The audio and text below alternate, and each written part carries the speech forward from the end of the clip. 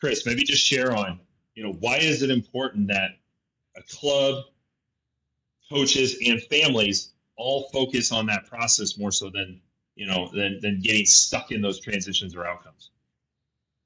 Yeah, I to me the process is it's always the most important thing just in life in general, right? Because I think that, and especially when it comes to sports, I think we all have to remember that that whatever sport we're talking about, that's going to end at some point for our athletes. Like they're whatever that dream that they're chasing is going to end at some point.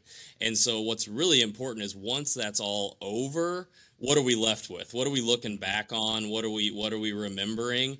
And so I think that gets hard to think about in the moment. In the moment, we want to think about, okay, getting my athlete on the best team, getting them with the best trainers, getting them that varsity spot in high school, getting them the scholarship, getting them to the best possible school.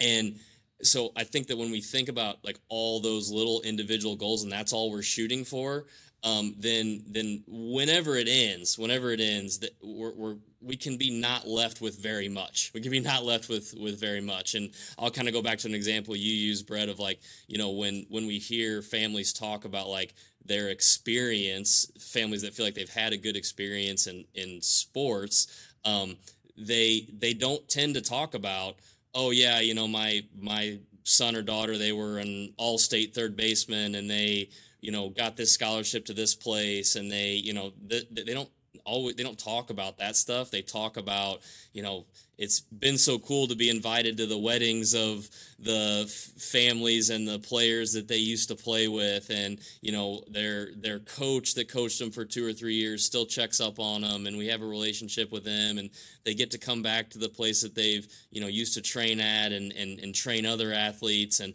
it's those like long-term things that Right. really have to be the focus.